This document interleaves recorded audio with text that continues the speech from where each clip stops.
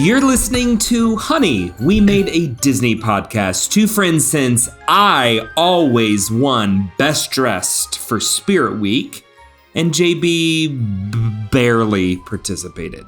I'm Eddie Ferguson. And I am the aforementioned J.B. Waggoner.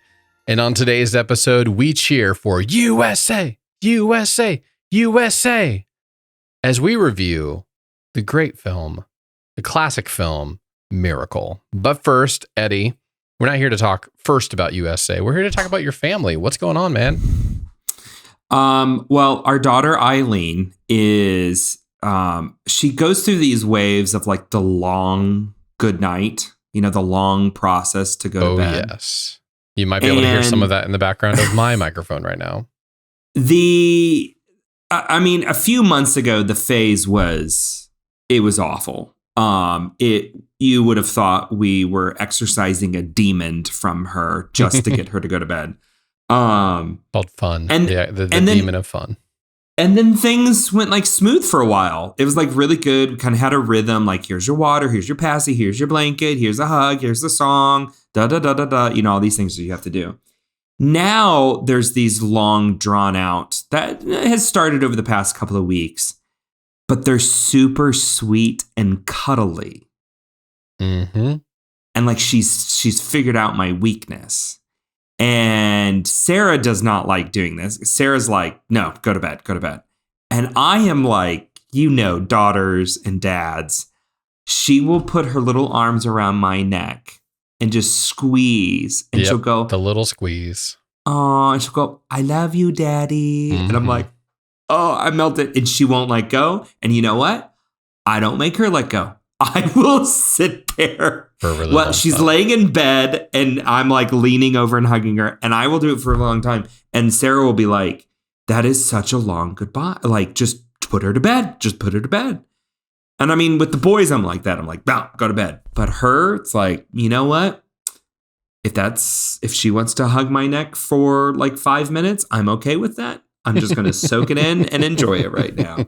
So I had that tonight, put her to bed, and she just like puts her little arms around me. She's like, I love you, Daddy. I'm like, I love you too. Sure.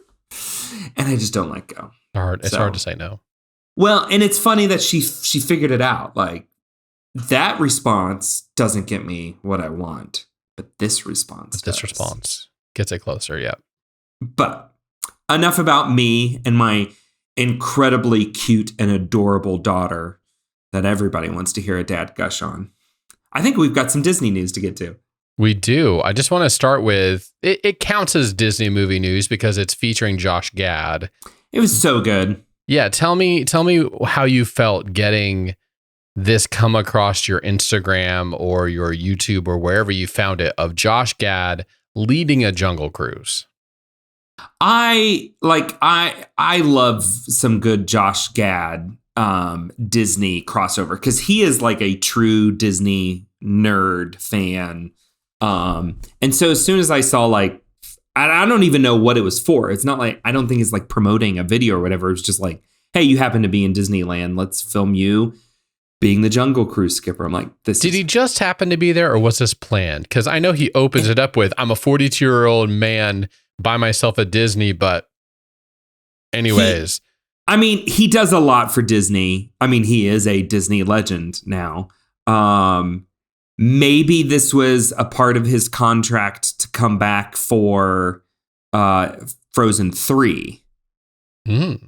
Which means Idina Menzel's going to get another documentary. No. Just no. I've watched one too many. But it was a fun video. I really enjoyed this. It's exactly what I wanted. He does all the different jokes that you expect. He does the classic jokes. He had a couple of like unique ones to himself, not too many. But it was straight down the line. It was good. The reason I knew it wasn't he just happened to be there was because they had a full outfit for him ready to go. I think he even had maybe like a glasses change or something like that. It was like, okay, yes, this was actually planned with all the things. But no, this is the kind of content that we should come across and be lovingly and this is the stuff we need. This is the content we need. I'm not gonna lie. So we recently rewatched Jungle Cruise, the movie. Yep. And there was a little part of me after watching this where I'm like, I kind of wish we would have gotten a Josh Gad skipper and not a Dwayne Johnson. Would have been a little bit different story. A little bit different story. Yeah. Maybe we should review Jungle Cruise sometime, but... Yeah, we never did. I don't think we ever really touched it. Well, because it came out before right before we started this. Did it really? Like just before. Huh. Okay. Yeah. For some odd reason, I thought it came out during and we just like were preoccupied by other things. I don't think so. I just want the flavor of what you get in that 2-minute Josh Gad video. I just wanted more of that in the Jungle Cruise movie. I felt like the Jungle Cruise movie was just like Pirates of the Caribbean Part 6 or whatever number we're on. Like you're just trying too hard to be, you know, in the Pirates vein. Like go be Jungle Cruise. Well, but Pirates is exactly what they were. That's what the formula was. Let's do Jungle Cruise, but it's there instead. I want a new formula. I want a Jungle Cruise formula, and this gave it. So kudos to the Walt Disney promo department person who came up with this. So, but speaking of rides and and content out there, we got our first look at the new Haunted Mansion movie. What are your thoughts? What are your thoughts? It was exactly what exactly what it needed to be. Like all of the beats, all of the humor mixed with real scares and jumps. They have a lot of the characters and elements from the ride itself are in there, which is a way far cry from what the Eddie Murphy Haunted Mansion one was, which you can go listen to our complete review from a few episodes ago. It was different because there's a ton of names in this movie. There's a ton of name actors that you've heard of. So I didn't know how they were going to balance all of them. And it seems like they're doing a good job, but it's definitely right. It's spanning both the jumps and scares, real jumps and scares, and some of the lightheartedness of just Disney whimsy. But I don't know if I'm ever going to use whimsy again. More same or less excited to see this movie? I was not disappointed, and that's a far cry. Like a lot of times you get a trailer for something you've been waiting for, and then all of a sudden you're like, I don't know. It causes me to pause. This is like, I didn't know totally what to expect. So I can't say that it like jumped me out. Like I was going to go see this movie no matter what. And it would probably unretire my wife from going to the theaters because she doesn't like going to theaters anymore. She will probably go to the theater for this one. So I think in that it did its job, and it gave me the just enough of what I needed. But I've been talking for a while. Eddie, what was your thoughts? Were you encouraged or dismayed, or you seem to be holding back a little bit? I was dismayed. Opposite of your reaction. Tell me. I got Eddie Murphy Haunted Mansion vibes. Like it just felt too many like weird cheesy jokes, like forced humor. Well, the ending made me one, really nervous. The Owen Wilson was a little much. I don't know. This is just so weird. I don't know what I really want from a Haunted Mansion movie. And it is a hard line to strike. It needs to be spooky and actually scary. But the humor, I just don't want forced humor. Like, don't tell me you're being funny. Just be funny. Does that make sense? Does that make sense at all? And that's what I'm really nervous this is going to be. And there was just I left the trailer going, oh, I don't know. I don't remember seeing anything of Jamie Lee Curtis as Madame Leota. Did I miss that? So she wasn't as the character, like the orb. You don't see that, but she is in there. She kind of the doors of the mansion fling open, and she's got a giant headdress that she's wearing. I saw it when I rewatched it just a few moments before we got on it. But yeah, she's present. It's just she's not Madame Leota, the glass orb floating. Yeah. Okay. Yeah, that was just kind of my take on it, was like, I don't know. We'll see. And I'll be honest, that was the same reaction that I had with the Peter Pan and Wendy trailer that also dropped this past week. There was a little bit of like, I don't see anything in this trailer where I'm going, I didn't ask for this. Like, I didn't want this. And what's sad is Peter Pan, great story. I just feel like it has been so overdone. There's so many, like, we've had 2 in the past, 15 years, renditions of it, not including Finding Neverland, which is an incredible story. Like, that's great. That was a little bit further back. And then you've got Hook, and you've got the original, Peter Pan and all, just like, did we really need this? Did we need another Peter Pan? You hit the nail on the head. The problem with this is nobody asked for another Peter Pan film that looks like exactly what we've come to acknowledge. Like, at least Hook was way different in a different story. Yeah. And of course you get the incredible acting of Robin Williams in it, but it was a different whole Dustin take. Hoffman. Yeah. Dustin Hoffman as Hook. You get Glenn Close for a hot second as one of the pirates for one scene. Yes. But overall, like, it did something different to the story. And it's like you're kind of coming back, and you got Rufio and all the Lost Boys. This is the story that nobody wanted, but I guess Disney just decided, if we're going to redo all the classics, we have to redo Peter Pan as well. Even though there's been plenty of other remakes that we just didn't need this. We didn't ask for this film. And so I was not, to say that I was disappointed, like you were with Haunted Mansion, would be to say that I actually cared to watch the Peter Pan movie, which I didn't. So that's why I wasn't disappointed, because I didn't want it in the first place. Did you pick up at all on Jude Law's Hook?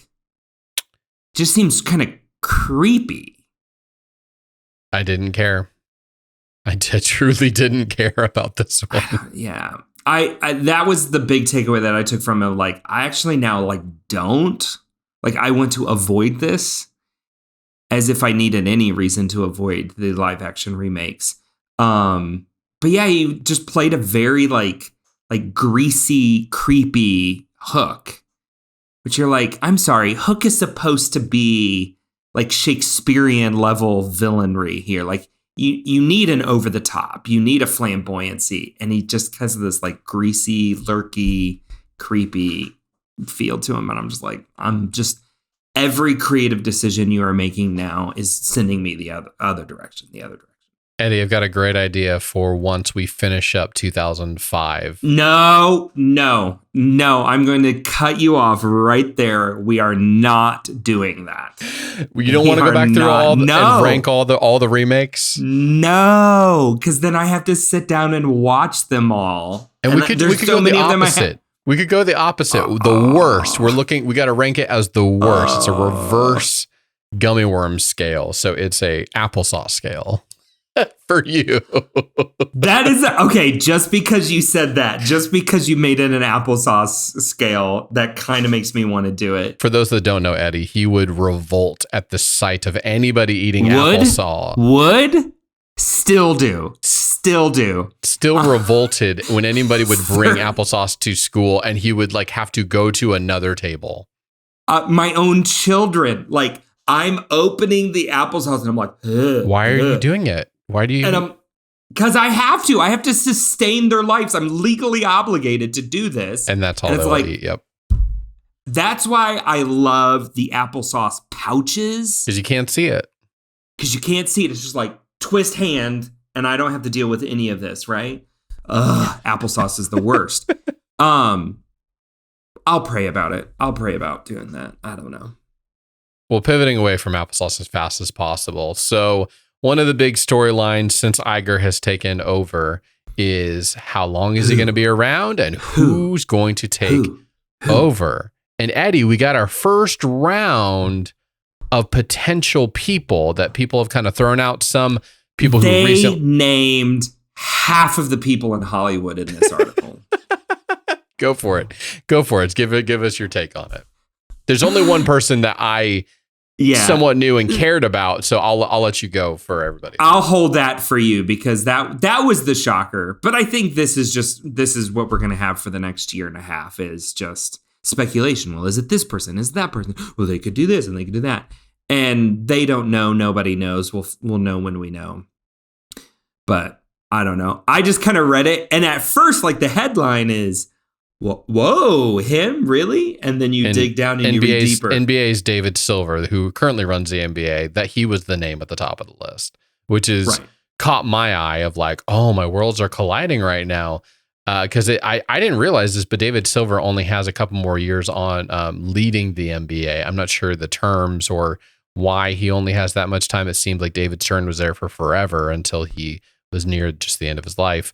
But seeing that David Silver, it also kind of makes sense because he has been the consummate politician for the NBA. He has gathered them and kind of guided them through so many different owner issues, multiple owners that said horrible things that they then had to be, or did horrible things and they had to be ousted, or selling teams. They had the whole pandemic issue. And it's not that he's done everything perfect, but overall, people appreciate the way that he's handled the NBA. So thinking of him going then to Disney, which, because he's part of the NBA negotiating those contracts with ESPN, like he would have that connection to Disney. He'd also be very interested in seeing if they would hold on to ESPN even longer with that, or if they would then jettison ESPN faster. I don't know. Well, and he and Iger have been close friends, and they have done several key deals together. You had in Disney World at Disney Springs the huge failure that was the NBA experience. I think it was open for like all of a month and a half, and they couldn't get anybody to go into it. So that was it. And it was huge. It was a lot of money. It was a big deal. You can look it all up. And then also you think during COVID, they created the NBA bubble at Disney World. That's huge negotiating and contracts and everything to pull something like that off. So there has to be some deeper relationship working understanding there. So it wasn't like, it was shocking to see his name on the list. It was like, well, okay, that, but it was like, well, if you're going to pull from that type of arena, that makes the most sense. Like you're not going to go pull, was it Goodell from the NFL? Yeah, no, Goodell does not have the cachet that the owner of, like, it works for him in the NFL because he is the whipping boy for all the owners and everybody's hatred, and he revels off that. But then again, the NFL is a very violent sport where you it's just a different energy and different tone. The NBA is just different completely, and it's more built off of personalities and people liking the people that run the thing. So him jumping over to Disney, that makes a lot more sense than like a Goodell. Goodell would never even come within 5 feet of a Disneyland, let alone run the thing. That would be ridiculous. Right. We had a big movement this past week in Disney Plus. We finally got season 3 of The Mandalorian. It snuck up on me. I had a lot of things happening in our life, and I just was not. Then you aware. Obviously didn't touch Disney Plus for the week before. I know. Because they like redid like the whole user interface to like shove anything like Mandalorian at you. Like the stuff they were recommending, like because of Mandalorian, I'm like, yeah, okay, sure. But so Eddie, we saw the first episode. Yeah. So Eddie, I'm not gonna wax about the episode. I just really want to know, what was your favorite Baby Yoda moment that stuck with you? Because obviously he's a big part of that first episode. In the office in the swivel chair. When he's just swiveling around in the chair. It's like, they now know what we want. Oh, they've got it dialed. They've got it dialed in, and that as soon as I saw him sitting in this chair, I'm just like, thank you, Filoni and Favreau. You know what we want, and you just give it to us. His grand entrance was really good. Like him popping up in the spaceship after it comes through, which I thought the whole thing was a flashback, and then all of a sudden they're like, no, that's modern. Yeah, modern times. Great. I'm glad I'm not the only one. But really, there's nothing topping when he goes into with the droid people and Babu Freaks people. Like, I don't know what they're called, but like that group of people, and then he's just hugging the thing. It's just delectable. It's chef's kiss. And then they call him bad baby. Like, it's great. I'm not spoiling anything by saying y'all need to just go check it out because it's adorable. It's fantastic. It's a great way to start the next season. And of course it's typical Mandalorian and slow burn kind of going up from here. But still, like, you left the episode going, okay, here's the quest for this season. Like, every season needs the quest. They set it up. They established it. We already get a feel for what the barriers are going to be. Who are the characters coming back in. Like, okay, let's do this. And speaking of doing this, that is what we're about to do with the next movie on our list that we're going to be talking about here. Eddie, you look shocked right now. It was just such a smooth transition. I loved it. Ooh, you were surprised at how smooth that was. Yeah, so we're here. We're still going through 2000. We've just begun 2004 with our last week's episode. So we are making it through. They've got like 15 to 17 more episodes left to go on this journey through the movies from 1988 through 2005, aka our childhood. And today's movie is a big one, and it is Miracle. Cue the Disney sound effect.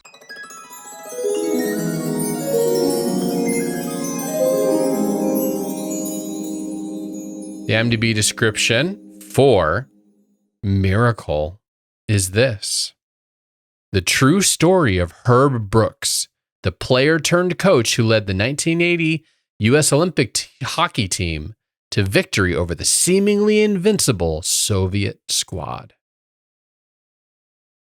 There we go. I feel like that's an accurate, well done. It's an accurate portrayal. The seemingly invincible kind of moves it up a little bit, which was good, but overall it's just to the point. All the things, although there's a lot of hyphens and it kind of made me stumble a little bit. But anyways, Eddie, I have a confession to make. I really enjoy sports, all the sports movies, all the big ones. And I had never seen this film until this weekend. You're kidding me. I have just, sometimes how I get where it's like, if everybody loves it, then I'm going to be like, I'm going to kind of stay away from it or whatever. Like, I did that with this film. I don't know what it was, but I just never watched it. This is, I'll tell you, as soon as we finished this movie, I called my mother. I FaceTime my mother. Credits are running and I'm FaceTiming with my mom. Because she loves this movie. And yeah, well, I grew up watching it. I mean, it's kind of hard saying that now because we're in our final years of high school with this. Yep. But I want to say Mom and I went and saw it in theaters. Can only imagine how great this would have been in theaters. Yeah. Let me begin with this. I would say one of the key ingredients to a really good sports movie is you need a good coach's speech. Mm-hmm. You know what I mean? Yep. You just got to have a good coach's speech. This movie has got like 5 good coach speeches. It's got a lot. So let me say this. It's got a lot of great one-liners. Sure. Throughout. Oh, man. And the fact that they play off at the Christmas party where he doesn't have a speech. Yeah. Is very, it's a nice little change of pace because you're expecting a good route, get all the guys together and say something and he doesn't. And then he saves it for his bigger speech later on. But no, you're right. Like, I guess, yeah, I would call them speeches. There's a lot of, I took down a ton of one-liners, but you're right. Some of them just combine together into some really good speeches. Great moments. are born from great opportunity. And that's what you have here tonight, boys. Oh. And it goes on. That's what you've earned here tonight. Like, one game. If we played them 10 times, they might win 9, but not this game. Not tonight. Tonight, we skate with them. Tonight, we stay with them. We shut them down because we can. Like, I could just do the whole thing because it is such a fantastic speech. And that's just one of many. I was not ready for this. Had a different tone. Like, it didn't have a ton of cinematic moments, like visually, like perfect, beautiful sunset coming over the horizon as people are doing a Rocky montage or whatever. It was frenetic. The shooting style of this was more documentary style. The hockey movement, the way that they filmed, you feel like you're in with them. Yeah, and it's like hard to keep attention of what's going on, especially we'll get to that later, but the last 7 minutes of regulation on that last game, of course, was like, they're doing this. Oh, this is what we're doing now. But it was they took a different spin on it. I didn't feel like I was watching Remember the Titans or any of the other big classic sports movies. They did that. They shot it differently. They made the tone of it a little bit different. I was so surprised. I mean, I wasn't surprised because lots of people who I respect have said this is one of the best sports movies of all time. I just avoided watching it. Maybe it's because I didn't want to go with everybody else on it.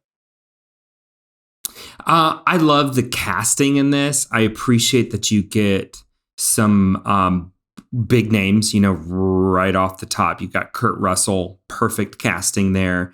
But also Patricia Clarkson. I think she does a great counterbalance to him as his wife. I think that's one of the unexpected things in this movie is you get these really humanizing, tender moments between he and his wife. And I think one of my favorite moments in the whole film is at the very end after they've won and like he's going out to be like under the stands, kind of have his like little like fist pump in the air moment by yourself. The first thing he wants before that is to lock eyes with his wife. And just that moment of them just like connecting and locking eyes from, top and bottom of the stands.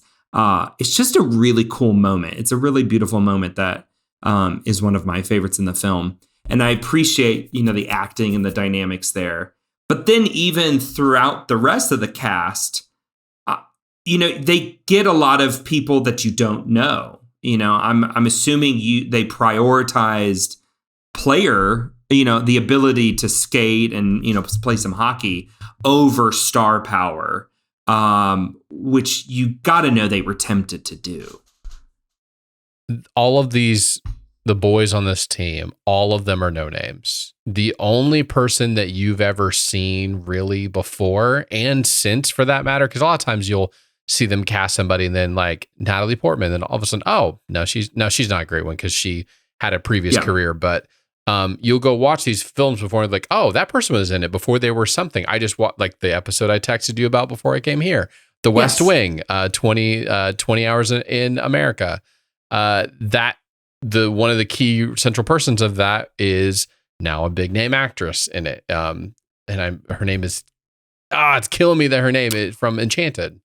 Yeah, Amy Adams. Amy Adams is in that. It makes it. And then even the young guy who drives them around, he ends up being in Sorkin's newsroom. Yes. So and having a big name. The only person of that. We digress. Yes. The only person of that entire team that anybody has seen before or has seen since is Eddie Cahill, who plays the goalkeeper, Jim Craig. He was he was a recurring character in Friends that Rachel dated. Yeah. He is the only person, and you would barely recognize him because he's filled out quite a bit, like a lot bigger, beefier dude in this than he was ever on the show. It had to have been a very specific choice, and it definitely lent it to more of the self of like, oh, you're not getting the cool guy that you've seen in other movies, like come in and save the day. You don't know any of these guys, and you actually don't know any of these guys. You don't know their stories or their histories, or what else they've done, and they are this ragtag group of guys pulled together. I think it only aided the story that's the way that they approached that, and just left all the star power, quote unquote, to Kurt Russell, especially, who gives a fantastic performance. Like, he's been in a lot. Like, he's been working for a really long time. This is arguably one of his best roles. Like, it's fantastic. And it's a different performance for him, because the first thing that came to my mind thinking of his recent performances is like in the Guardians movie, in the second Guardians film. And he's kind of a flamboyant, doesn't really care about anybody else, self-absorbed, and just kind of gushes and just like over the top. It was so interesting to see him in this movie where he's very direct and very short and to the point and doesn't have time for emotions and people. He's on a mission, a singular focus mission that nobody else can match him on. No, it is, you feel like you are going through this journey with the characters, right? And I think that's what makes a really good sports movie. Even as somebody who's not a huge sports fan, as I am not, I have my moments, but this, I would always joke, like I would watch more sports if it was, all sports movies, all sports was like the sports movie, the good sports movies. But like movies like this, it takes a unique circumstance and it helps, describe, tell the human experience of struggle and personal embetterment and, working together. Like there are so many moments in this movie that, like, for me are tearjerkers. Like, and it's not really trying to be. It's not like a deeply sad or emotional in that sense. Like, but like there's like this weird like pride thing that like wells up in me that like, ooh, you got to kind of choke back the tears so much. And I got to say, like, one of my favorite moments in this movie, every time it happens, I get like this, like I got to hold back the tears. Well, you wouldn't know because you don't cry at a drop of a hat like myself. But when after the Norway game and he has them do the drill, over and over. And Russo gets up and says, his name. Mike Arizoni, and I play for the United States of America. And then he asks, who do you play for? The United States of America. Every time he says the United States of America, I choke up. I was on pins and I was just like, they're going to send him again. And that other coach who played by Craig Patrick, played by Noah Emmerich, who did a phenomenal, he's just the bad guy in films. The fact that he plays this type of like caring secondary coach, like the good cop to his bad cop, when he's just like, seriously? And every time I didn't know if he was going to whistle or not. I'm just like, I don't know if he's going to, and then he does it. And then they go, and then the lights come off and then he goes again. And then he's like, coach, we can't. And he's like, run it again. Come on, blow the whistle. And then he's just about to. And then you get my name is Mike.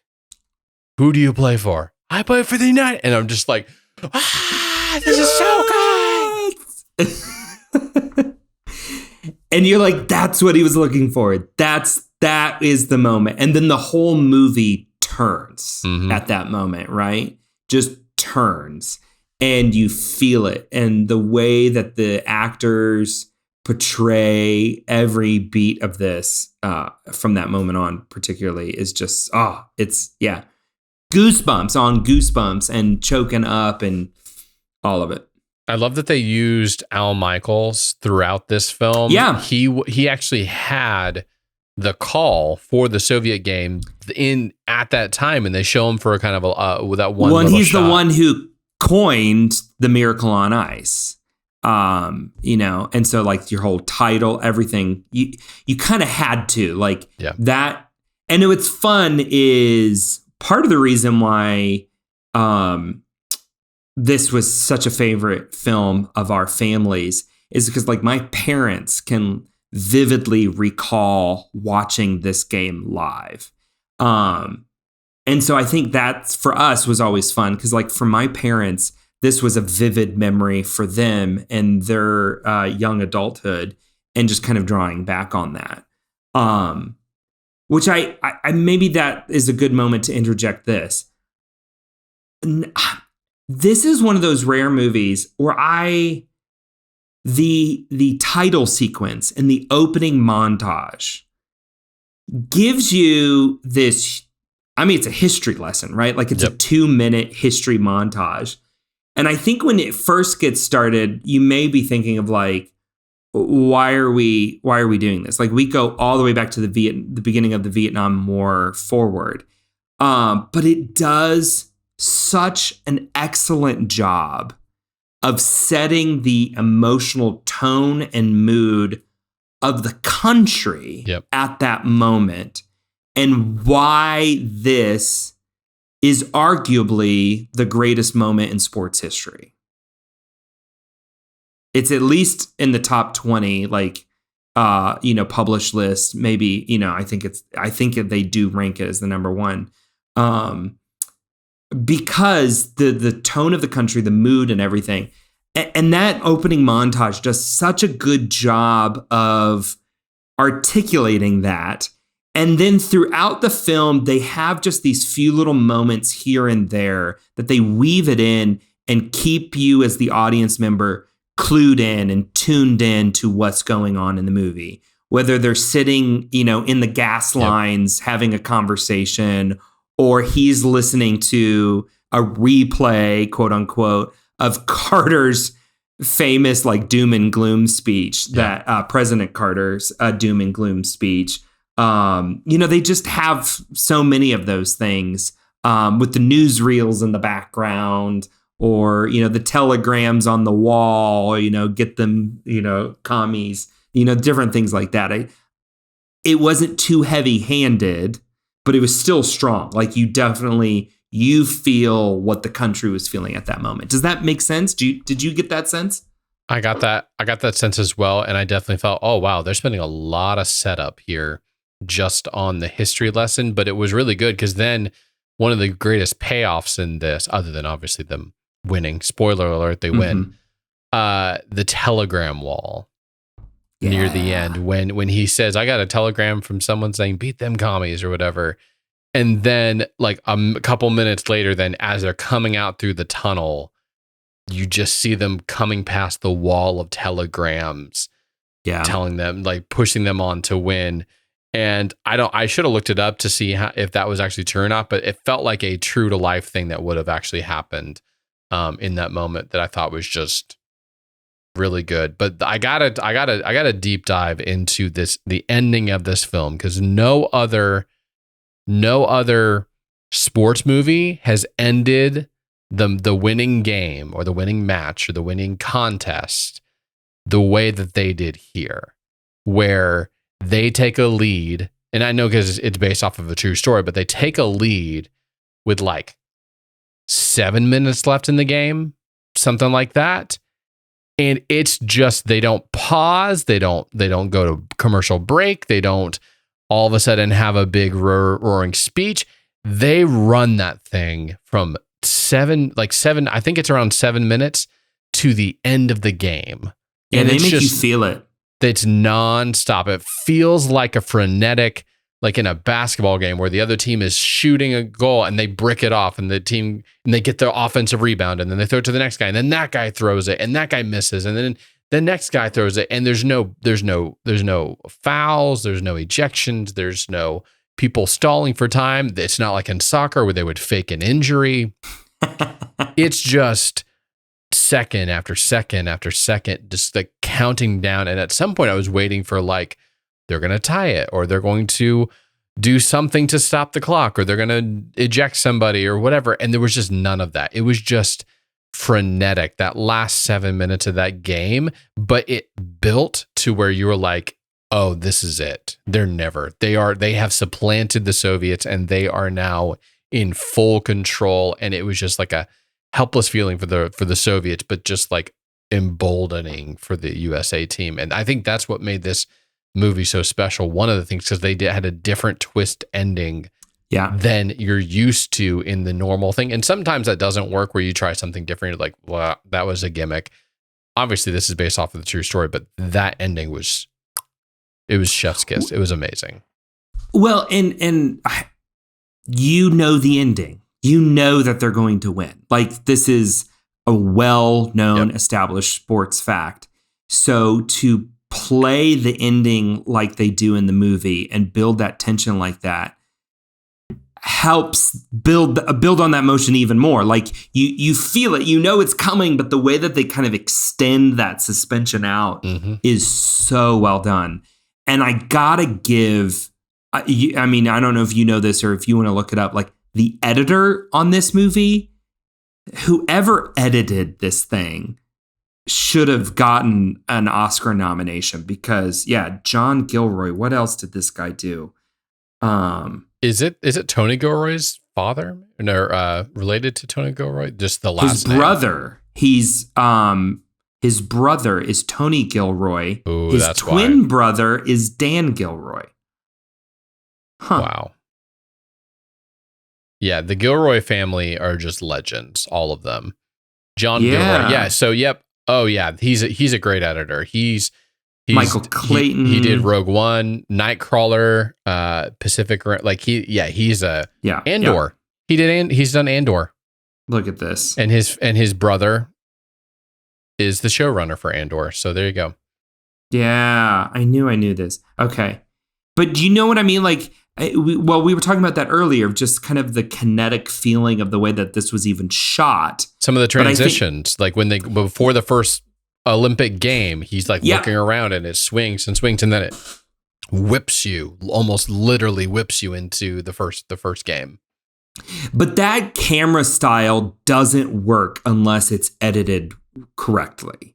Because if you don't edit that correctly, we could all be sick and have a headache, and we're just thrown out of the story.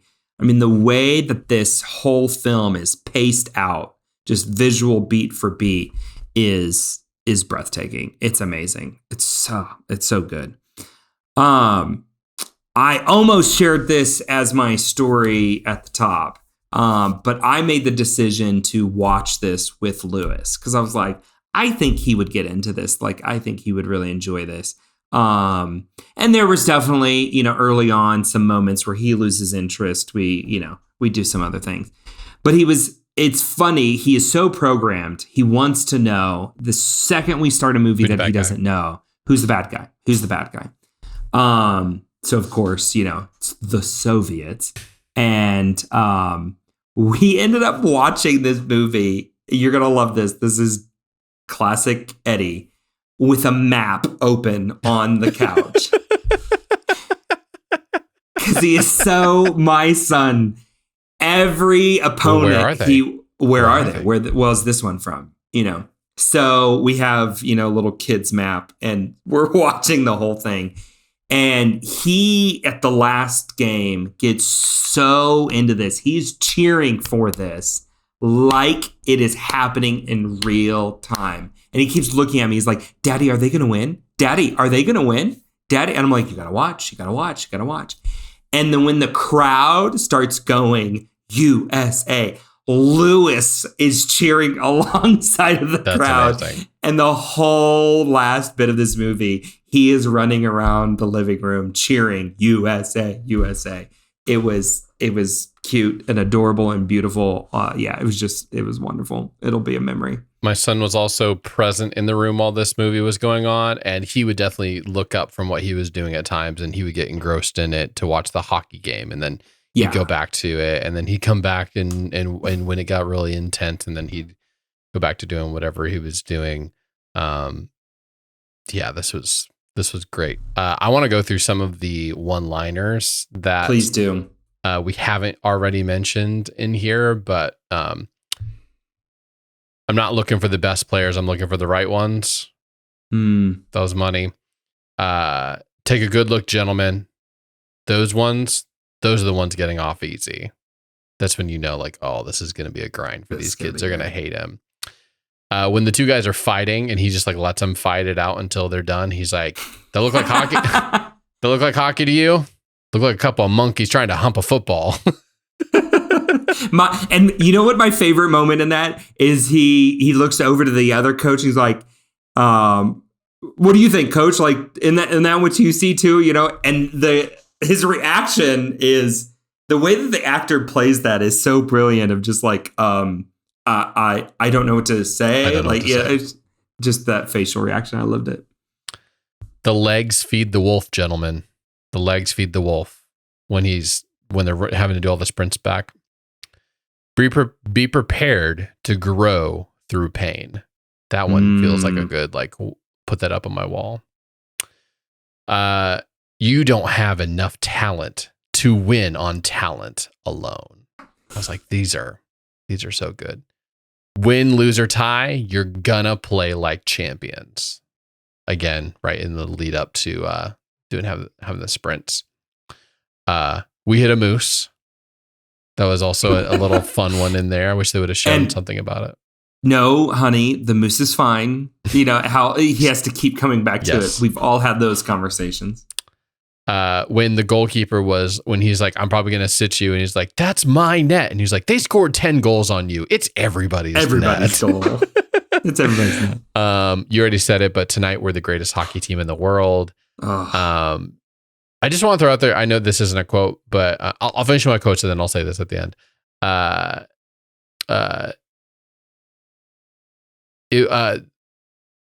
The end where it's after they've won and it's the prologue or the post, I forget what the end credit, not credits quite yet, but they kind of summarizing the movie. And he said, now that we have dream teams, we seldom get to dream. And it's just like, oh, that's so good.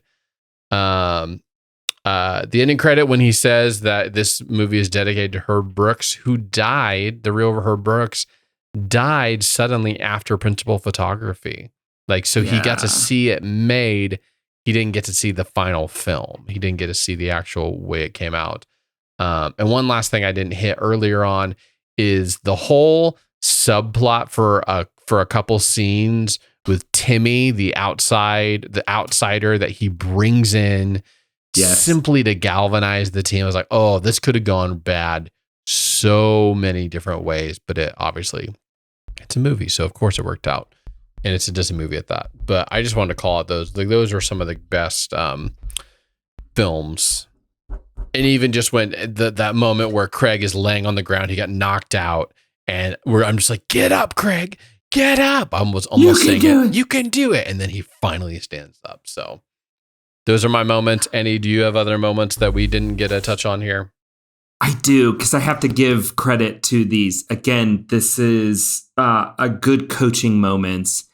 We've mentioned the moment after the Norway game, his big speech right before the big Soviet, but I think he's got some other really great moments. I love his two moments with Jim Craig of like not taking the test and that whole kind of like psychological game that then comes back in mirrors later on when he is talking about benching him. That whole back and forth kind of psychological game, so well done and just like beautiful moments. I want you to be the keeper that didn't take the test. Yes. And then he just walks away, you know, just like, it's so out many of those. The other was, I love the moment where he's outside the bus with the players who are complaining about the guy who comes in at the last minute. And he just keeps pushing them. But why? You know, he's like, what is the real reason? What's the real reason? And then the one guy is just like, because we're family, you know? And it like, the way it first comes out is a little cheesy. It's dorky, but it's also felt real. Yes. It's like someone saying something that they didn't realize was profound. And it clicks. And you just see this look in his eye of like, there we go. Like, if and what team do you play for? The United States of America. That, that's one click. This is the second click that, okay, we're locked and loaded. Here we go. But I have to say, probably my second favorite her moment is, and I can't remember which player it was, but gets injured. And like he clarifies with the doctor, like he can't get hurt any further, right? Yeah, but he's going to be in a lot of pain or whatever. And he plays that mental game on him of like, I don't got any room for quitters, or like, who did I say? Yeah. And he just gets them. He riles them up and just plays them like a borrowed violin, and then just walks away and turns to the other coach of like, did I get him riled up for you? You know, just like, yes, it's such a great moment. I love it. So it's no wonder what our ranking is going to be on this film. I'm going full 5 gummy worms for this thing. How about you?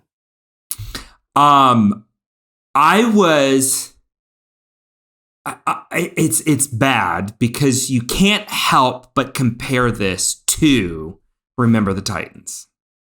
It just kind of is inevitable there. And so there was a little part of me, I'm like, I think it's right on par with it. I think it's right there, except Remember the Titans has just some of the best soundtrack, right? Like the needle drops in Remember the Titans. And so I'm sitting there going, this movie's missing it. Like the 70s has great needle drop moments. It was all score. This whole film was basically score. But then they drop Dream On by Aerosmith at the very end.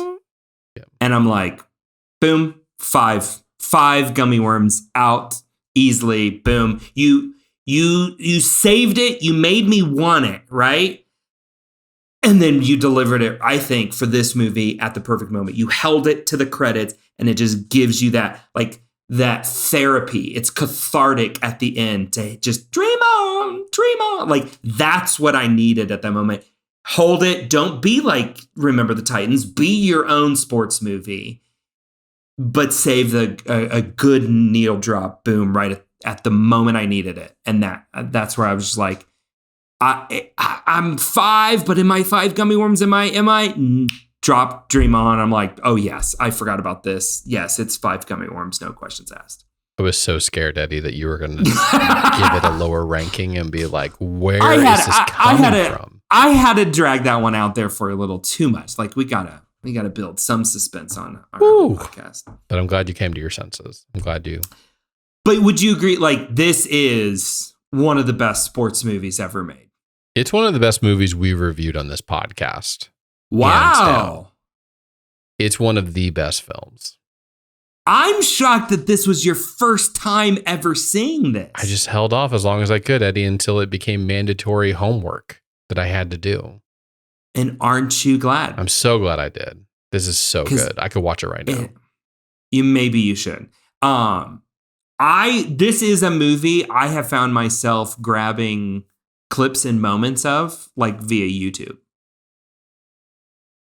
Like post our last episode, I think it was our last episode, I brought up Moneyball and I went and I watched like a couple of clips from Moneyball, and now my YouTube feed is just serving me up all the Moneyball clips. Also a good one to go back and rewatch. Well, yeah, that's a great one. But this movie is it's got its great little moments like that as well. So there you go, guys. And with that, your life has forever been changed by another episode of Honey, We Made a Disney Podcast. Be sure to subscribe wherever you listen to your other favorite podcasts. And while you're there, please leave us a 5-star review, or better yet, share it with your best friend. You can also check us out at honeywemade.com, where you can see our full movie list. We're getting to the end of it. It's coming down to the bottom. If you want to see what else is coming up as we go through all the Disney movies from 1988 to 2005, including next week as we review Confessions of a Teenage Drama Queen. Same energy as this movie. Thank you for listening, and remember, tonight we are the greatest hockey team in the world. USA, USA. But I don't play hockey.